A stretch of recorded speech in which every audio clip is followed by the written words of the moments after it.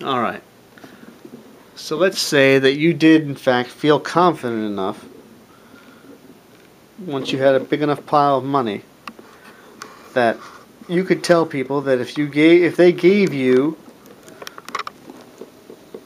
$3,000, you could reasonably expect to return them, let's say, let's go ahead and open it up to 75 years, just to be safe. And we're just going to keep that just to be conservative. Alright, but let's say someone gives you $3,000, that you could tell somebody that if they gave you $3,000, that in 75 years, you could give them about $400,000. And you could package that and either sell the information or, manage the account or somehow, or as you are a company, just simply issue a bond yourself and either use that initially as an index fund or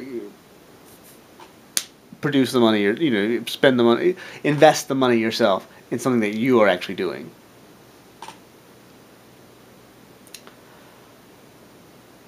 And then just plan that it's going to be there in 75 years. And that can be done. You could make the case that you could do it without setting up a company to do it, and you would be right. But again, tent poles. There has to be something that kind of accumulates this money and gives the people the sense of trust and security, because it looks a lot like a Ponzi scheme. And you'd have a hard time selling it initially if you didn't do anything other than Kickstart, because of the way Kickstart handles giving the money to the entrepreneur.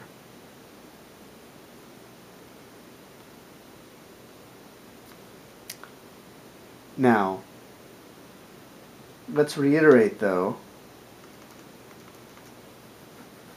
what we were really trying to do is create something that lasts even longer than 75 years. Back to the pyramids. But I want you to think about your own personal pyramid. Something like, all my great-grandkids go to college, or, they rebuild the library in my hometown. You stop, malaria in some third world country. Think of the things that you want to see accomplished. That it's when, and it's not if. And think about what you'd be willing to do to see that done.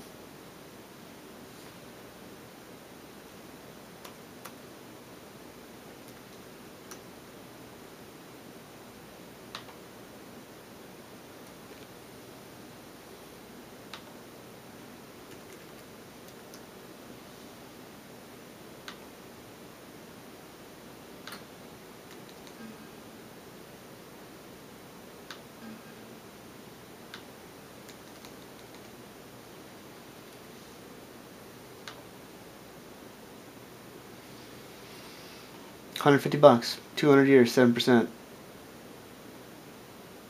$112 million. You could do a lot of good. You could do a lot of worthwhile things.